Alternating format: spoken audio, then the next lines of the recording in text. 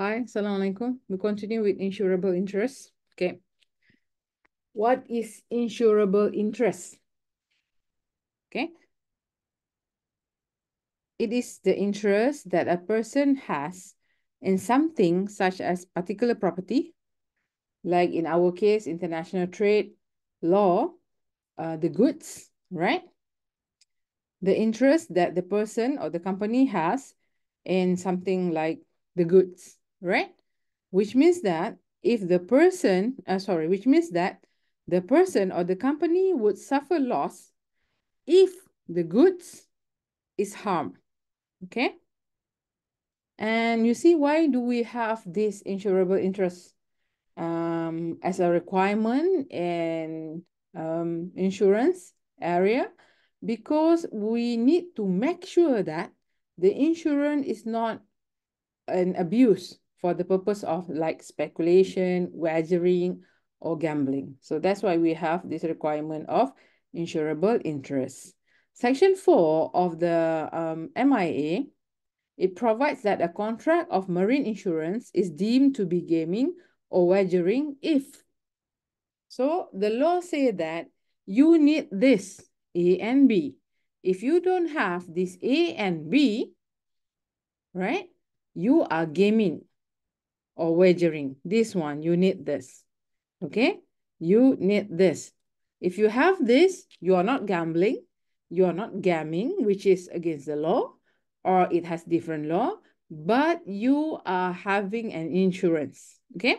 Number one, the assured has not, and two, as defined by MIA 1906. The contract is entered into with no expectation of acquiring that interest, or the policy is made interest or no interest, or without further proof of interest that the policy itself, without benefit of salvage to the insurer or subject to any other like term Section 5 of MIA defined. Number 2, okay?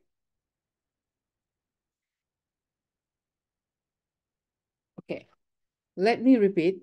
It says that, okay, if you entered into a contract with no expectation of acquiring the interest, it means that you are being gaming or wagering. Okay, which means that you need to prove the property has insurable interest.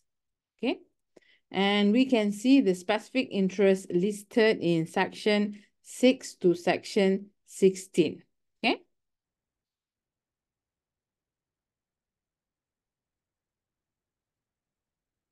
You see, the insurers, they may issue policy proof of interest that we call as PPI policies, okay? And there must be a sufficient proof, so assured need not prove nature of his interest in the subject matter. When the insurer want to issue the insurance, they must have sufficient proof. They ask you about the goods. What goods are you going to buy insurance for? Okay, for example, you want to export timber to China, right? For example. So you must prove that they are goods and you have insurable interest to make sure that, yes, the good is there. It's not about, this is not gaming. Okay, this is real. This is real trade. What is insurable interest? As I said just now, the interest that a person has in something, such as the goods, okay? See here, we have insured person, they have insurable interest, and this is the insured object. Okay, this is one of the basic principle of insurance. Section 5 provides that, Section 5 of MIA. Every person has an insurable interest who is interested in a marine adventure. Okay.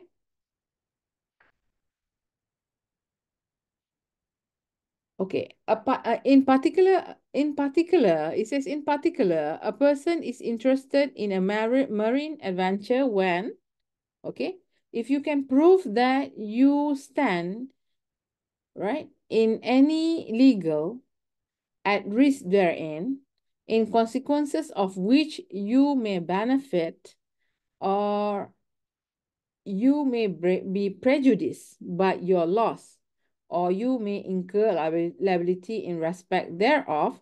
That what is we call as interest. Okay.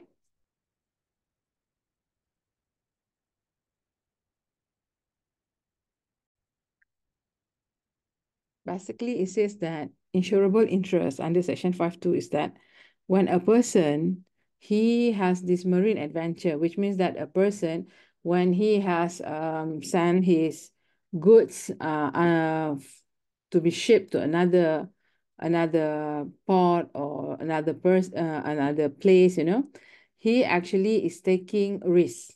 When he took this marine adventure, he is taking risks. What's the consequences of the risk?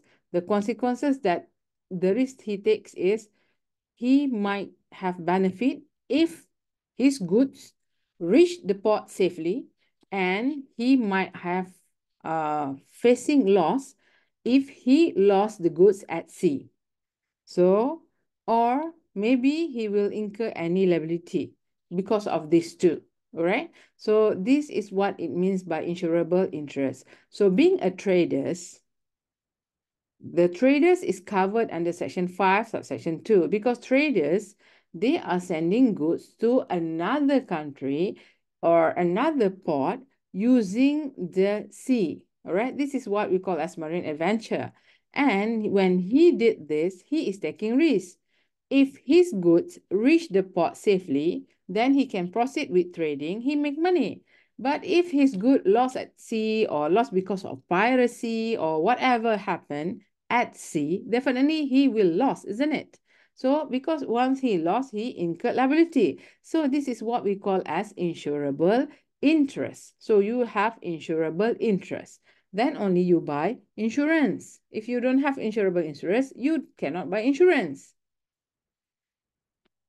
So let us look at this case. Sharp and Sphere Drake Insurance, the moon egg, right? Let me see. The moon egg, right? Sharp and Sphere Drake Insurance, in the bracket, the moon egg. 1906 Act, that is MIA Act, expressly clearly provides that and interest at the time of loss is necessary. Okay, you need to prove that you have the interest at the time you have loss, but not at the time the insurance is affected. This is under Section 6. Okay, let us look at the facts. What happened in this case? In this case, as brought a vessel and insured in his own name, but he registered the vessel in the name of his company. So like he bought a vessel. Okay, he has a ship. So buy and ship he go and buy insurance for the ship under his name, but he registered the ship under the company's name. And it wasn't a ship, sorry, it was a boat. But then the boat was destroyed by fire. When the boat was destroyed by fire, S go to the insurer and ask for the money, because he said that, look, I bought insurance for this boat. Now it is destroyed by fire. Pay me the money of the insurance. The insurance refused to pay, and they argued that S had no insurable interest in the vessel. They said, look, you have no insurable interest. Okay? Why they say this? Okay? Though by agreement with the company, he was entitled to exclusively use and control the vessel. So the insurance company said this, look, us, okay, fine. You bought the vessel, you bought the insurance, you insured the vessel under your name, but you registered the vessel under the company's name, right? You cannot now ask for the money because this boat belong to the company. You registered under the company. Even though you have the agreement with the company that you can control, you can use the boat, but still the boat under the company and the insurance under you. And then you remember we learned Macaura. This is the case that we learned for company law, Macaura. And in Macaura, the person bought timber. The bought insurance for timber. And the timber is under the company, the property of the company. The insurance is under his name. And the court said, look, we cannot allow you to make claim. So under Makawra, the owner of the company or the person, the director, he cannot claim the insurance. Why? Because the timber under the company, but he bought the insurance. Similar here. He has the boat, he registered the boat under the company, but he buy insurance under his name. But in this case, the court refused to follow Makawra decision. The court distinguished this case from Makawra, okay, because by this agreement, actually, as had an insurable interest in the boat as he would benefit from it, the court say, look, in this case, as has insurable interest. You know, you want to have insurance, you need insurable interest. So in this case, the court say he has insurable interest because if the boat is okay, he can make business, he will get money from it. If the boat is gone because of fire, then he will get loss, not get lost. You know, he will lose. He will lose. Sorry, he will lose. He will lose, and then he suffered loss. So, and this is what the court says, yeah, as had an insurable interest in the vessel, as he would benefit from its preservation and suffer loss of a valuable benefit if it were lost or destroyed. So in this case, the court said that insurance company, listen, all right, this guy has insurable interest. So when he purchased the insurance with insurable interest, it is valid. So something happened to the boat, you have to pay. Now let us go to the type of interest. Number one is the ownership of property. Okay, this is insurable interest. Insurable interest is carried with it. Okay. Look at this case, Dunlop case. Remember Dunlop pillow? What else Dunlop? Okay, this is Dunlop case.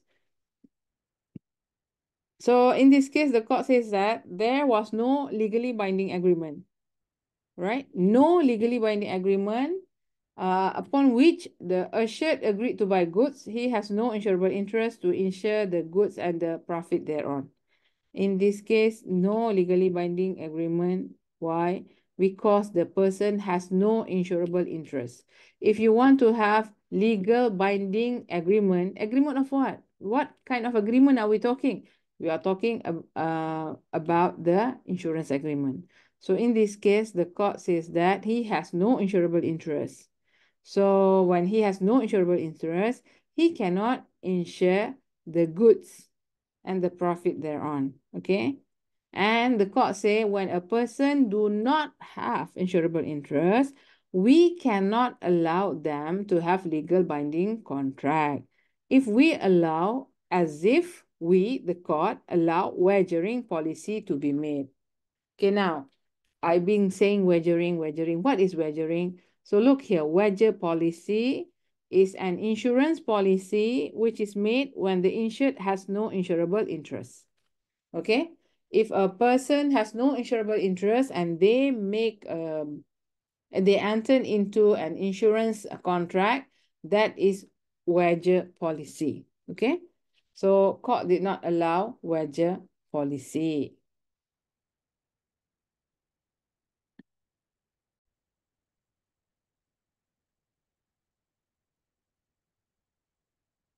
You see this when we talk about wager policy, you see, a wager policy basically is an insurance policy that issued by the insurance company to a person who has no insurable interest. I repeat this, who has no insurable interest in the person or the property that covered by the policy. This means that the person has no financial stake in the outcome of the policy. What is wager actually? Do you know what is wager? You know, we can use the word wager either, normally it's like betting, betting. When you don't have interest on it, it's like betting. All right? So if you look at the difference between insurance and wagering, the main difference between wagering agreement and insurance contract is that in a contract, the risk is already there. But in a wagering agreement, it creates a risk. Okay, that's the difference. So in this case, we have the fact of the case. Here is the fact of the case. Okay. Let us see what it is. Okay, in this case, the owner, Mercer Fish and Co. Okay, this one company, he's the owner of two ships. The ships' name are Antelope and Maria. So he has Antelope and Maria. And this ship trading to the coast of Africa, right? So this ship is expected to arrive in Liverpool with cargoes of palm oil. So what the ship bring with them? Palm oil, right? So they agreed verbally they want to sell the palm oil to the plaintiff, and then which means that 1 ton will be arrived with Antelope, 100 ton brought by Antelope and 100 tons by Maria. So there are two ships, Antelope and Maria. They are carrying what? 100 ton of palm oil that will be sold to the plaintiff. Okay.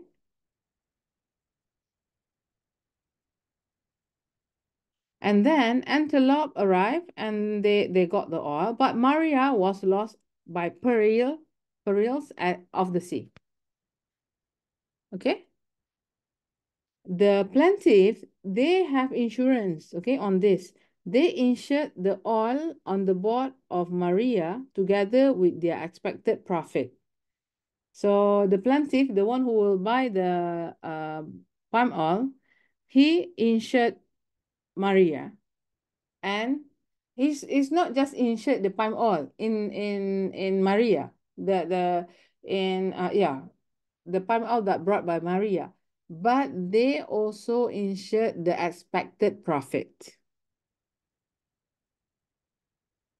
And then when they go to court, and then they buy insurance. Once they buy insurance, you see, you have insurance. If something happened, what will you do? Go and claim, right? So that what happened to the plaintiff. He bought insurance for Maria, and Maria lost at sea. So he go to the company, and now he wants to claim for the insurance, and the company do not want to pay. And then they go to court, and the court said that, look, plaintiff, you have no insurable interest, right? Because the contract that you entered with the company is only on verbal and is not capable of being enforced. Your contract is only verbal and not enforceable. When your contract is not enforceable, then it is good as you have no contract. Okay? So they cannot make a claim. So why they cannot make a claim? Because they have no insurable interest. Why they have no insurable interest? Because the court say that, look, your contract is not enforceable. You need valid, binding, enforceable contract. Then only you can enforce. Then you can claim. All right. So in this case, they don't have that. When they don't have that, it starts with this. You need to have valid contract. Once you have valid contract, you can go and buy insurance. Then only you have insurable interest. If you don't have contract that can be enforceable, then you don't have insurable interest. When you don't have insurable interest, something happened to the goods, you cannot claim. Number two, type of insurance, type of interest. It is contingent interest. Okay. What is contingent interest? The interest that, it will not take effect until a condition has been met. Okay. If you remember, you learned sales of goods. Do you remember sales of good law? You have contingency goods. Contingency good is like this. When you want to buy 2 tons of rice, right? But it's upon the farmer to produce the rice. right? You have an agreement, they will give you 2 tons of rice if they can make it. Unfortunately, when it's raining, it's flooding, they cannot make it, they give you only 1 ton. Okay, this is contingency, right?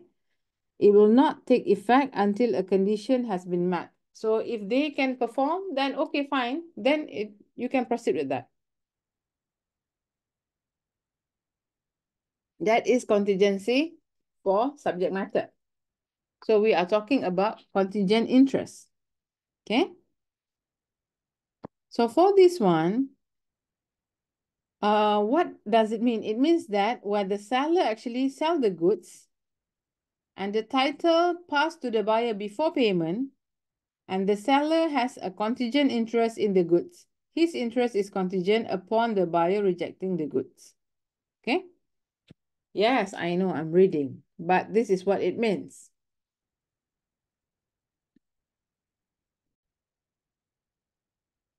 So basically, this is a situation where the buyer of goods, you are the buyer, in certain CIF, whatever, you remember that, you learned that. And in certain method, the buyer will buy the interest. Sorry, the buyer will buy the insurance, right? So in this case, where the buyer of goods insured the goods, okay? He insured the good, he has insurable interest. But then, he can always reject the goods. You are the buyer, you insured the goods, you buy insurance for the goods, you have the insurable interest because you have a valid binding enforceable agreement, you have insurable interest. Notwithstanding, you might at any time reject the good. And then why you reject the good? For example, the good is not at the good is not what do you want? Okay, the good is not as similar as the value you agreed. The good has less how do I say, the good is not what you want. All right, when the goods came, you rejected, or the goods came late. If the seller sent the good late, you can reject, right? So now, even though you insured the good, you have insurable interest, but you have the right to reject at any time, right? The moment you reject, so the goods become at the seller risk, right? So this is contingent interest. This is contingent interest. Okay. Number one, you learn about ownership of the property, right? You learn about the ownership of the property. If you don't have legal binding contract, you cannot be the owner of the property, which means you have no insurable interest. Here, it talks about contingent interest, okay? Contingent interest, because you need to have insurable interest. Then only you can make a claim. And this insurable interest has different type. Number one, you learn about ownership of property. Number two, you learn about contingent interest. Okay, so let us go to this case of Anderson. All right, we see that what happened in the case of Anderson. Okay. Anderson is talking about this rice. Okay, I want to go to the facts. In this case, you see the plaintiff, they sign a contract to purchase rice. So plaintiff is the purchaser. Plaintiff buy rice. And the cargo of rice was loaded on the vessel. But then, unexpectedly, the vessel sank before they can proceed with the process of loading of complete, which means, before the process of loading complete, right? Before they can load all the rice, the ship sank. Okay. And then the plaintiff want to make a claim, and they brought the action to recover the loss. They want to recover the loss. So they go to court. The Court of Common Pleas, they agree with the plaintiff. They say that, okay, you can claim the insurance, so you are entitled to recover the money. But then they go for appeal. In the appeal, the judges revised the decision. The judges did not agree, right? And the court held that the plaintiff was not entitled to recover the loss, right? Court say, look, plaintiff, we don't agree with the earlier court. We think that you cannot recover the loss because you have no insurable interest when the loss occurred. At the time the loss occurred, you have no insurable interest. Why the court say that? Okay? Why the court say that? You have to look at the issue. What was the issue in this case? The issue was whether or not the risk had been passed to the buyer at the time they are loading. It says that they are loading and then they cannot load fully, the ship sank. So now at the time they are loading, who actually bear the risk? If the plaintiff bear the risk, then the plaintiff has insurable interest because he insured for the risk. Why you buy insurance? Because you do not want to take risk. You know, the insurance company will take risk. So at this time, they want to know who's supposed to bear the risk. In this case, when the court look at the terms of the contract of sale, it is stated in the contract of sale, the risk only passed to the buyer when a complete cargo had been shipped. When the buyer bear the risk, when the complete cargo had been shipped. Okay? And when which means that they have loaded all the rice, everything, and then they want to start their journey. They loaded everything. The moment they have complete cargo ship, then the risk on the plaintiff. When the risk is on the plaintiff, then on plaintiff has insurable interest. Okay. So in this case, you see, it says that the cargo was not loaded completely, and then the vessel sank. So the plaintiff do not have insurable interest in the good. When you have no insurable interest, you cannot recover the loss. So when they go and claim from the insurance company said, no, no, wait. No, you cannot claim. You can only claim when everything is on the ship, right? Then only you have insurable interest. When you have no insurable interest, right? The insurance contract, you cannot enforce. Okay. So this is contingent interest. What's number one? Number one is the ownership, isn't it? Ownership. Here, if you remember, number one is ownership of property. Number two is the ownership become your insurable interest. This contingent interest become your insurable interest. Number third, the type of interest. Oh, we have another case here. Okay. Let us see this case. This is important case. Okay.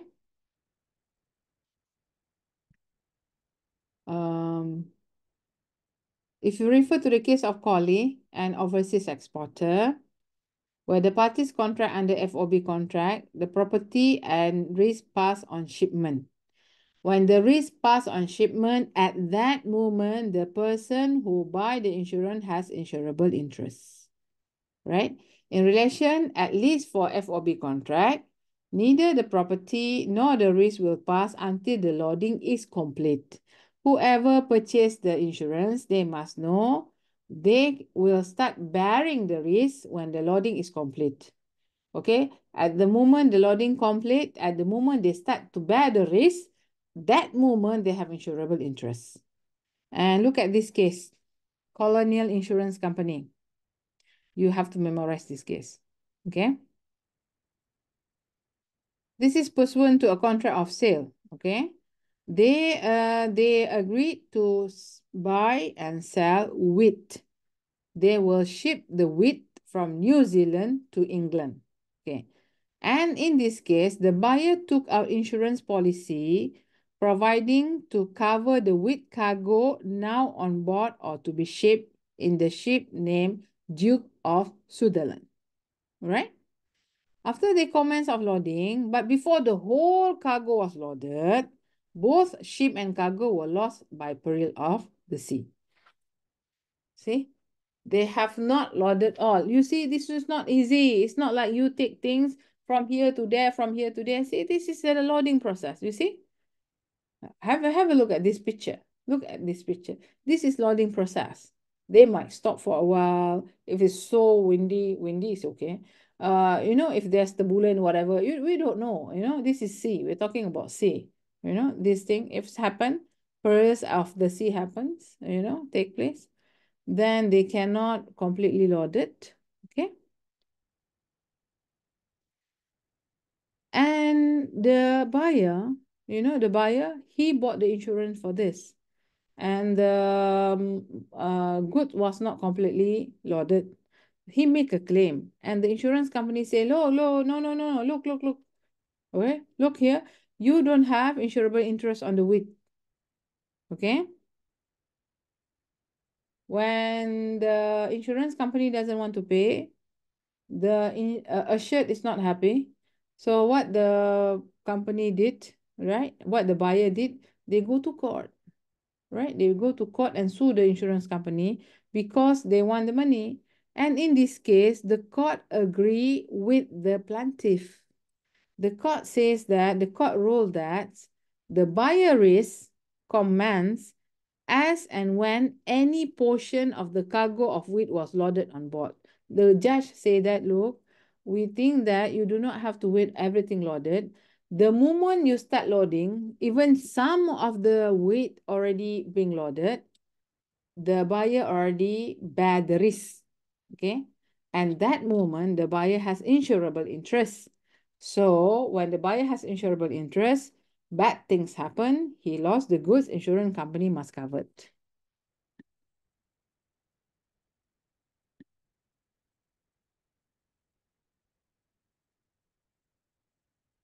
Okay, we have type of insurance interest number 3, mortgagor and mortgagee. Okay, this is also this is may also prejudice by its loss. The mortgagee. What is mortgagee? He has interest to insure mortgagee. Of course, he has interest to insure a vessel which is herself a security for which the money has been lent. Okay, right to insure for the whole of its value.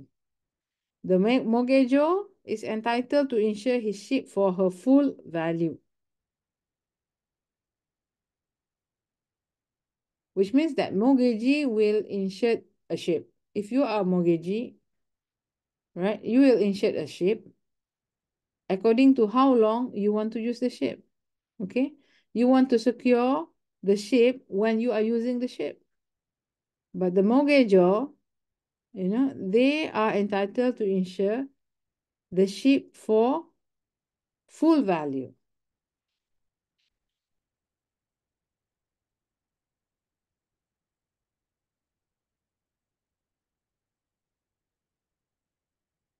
This is profit.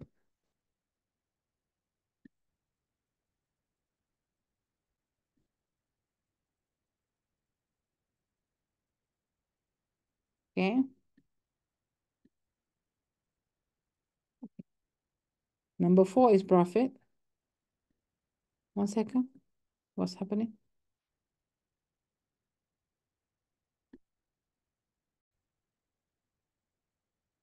When we talk about mortgagor and mortgagee, mortgagor is the owner of the ship. When they buy the ship, for example, you want to have ship business, you don't have money, you go to bank, you take loan. You take loan, you will mortgage the ship to the bank. Once you finish your loan, then only the ship become yours. So you are the mortgagor, and the mortgagee is the bank. Okay, so this insurance actually will protect a bank or the lender's mortgage if the insurance of the borrower or ship owner does not respond. So it will protect them. Okay.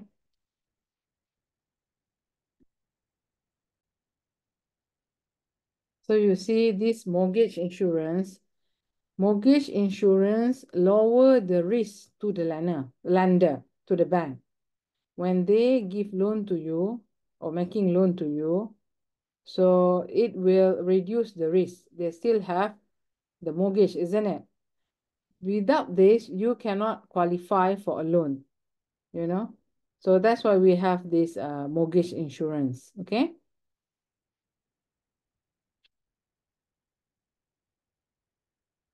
And now we go for profit. You may you can go and buy insurance for profit, you know. So profit may be insured. So it's become additional.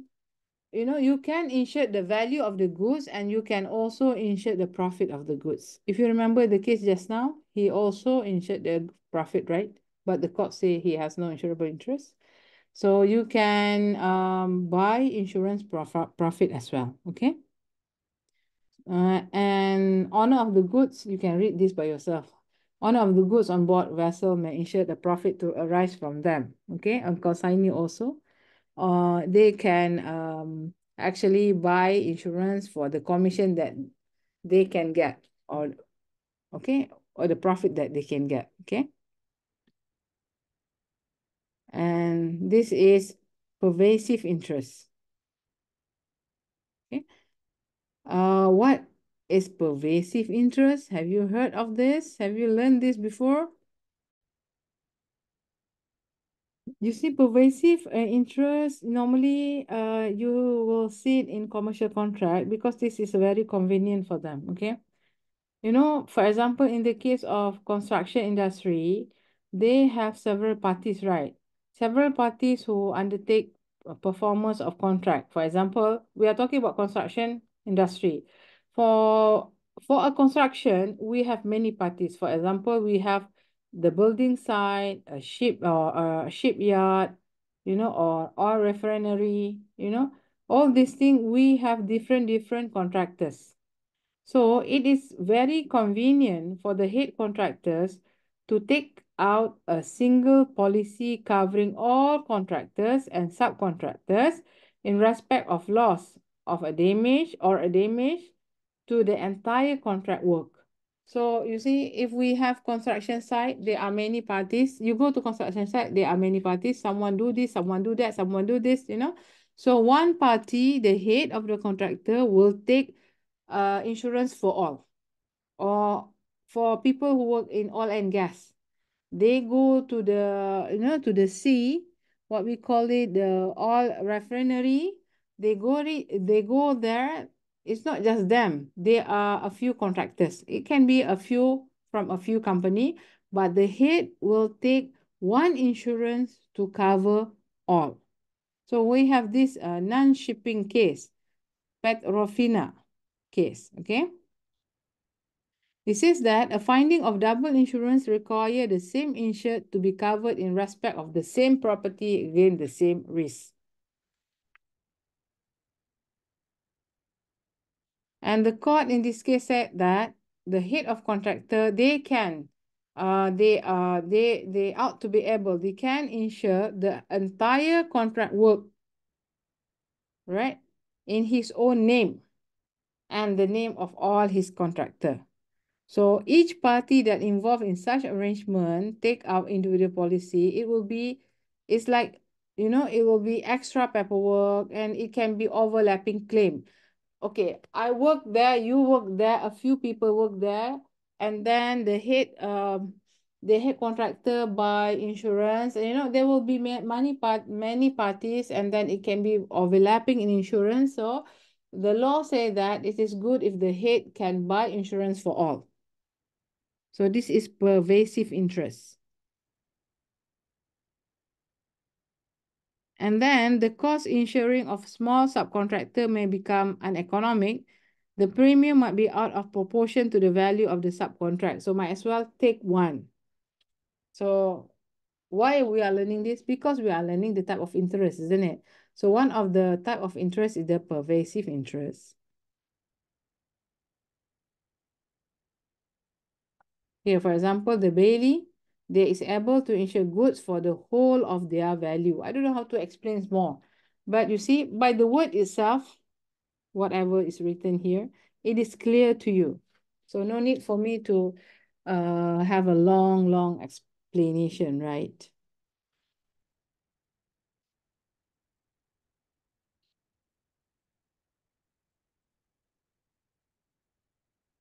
Yeah, bailee customer insurance covers any damages that occur while the property is on the business premise or in transit to and from it.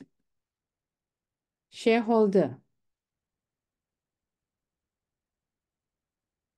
Shareholder, now we are learning Makara again, right? The shareholder does not have insurable interest in the property owned by the company. If you are shareholder in a company and the company has property, the property owned by the company is not your property. The property that you hold is not belong to the company, isn't it? You know that company is a different entity, separate legal entity from the shareholder. So shareholder has no insurable interest in the property owned by the company, right? You, a shareholder in a company, the company has a property. You cannot go and buy insurance for the property owned by the company under your name. Cannot, right? In this case, Makara, as I explained to you earlier, he insured the timber under his name, but the timber belonged to the company and the timber was destroyed by fire. So when he go to claim for the insurance, the insurance company said, Makara, sorry, you have no insurable interest. The property belonged to the company, different from the ship just now. That is different case. You go and again look at the case. Different. This is different and that is different. Valuable benefit. Okay, what type of interest you have? Maybe valuable benefit. Certain policy, they agreed to cover the interest of the assured in the adventure over the value of his share, not over the profit to be derived from the share.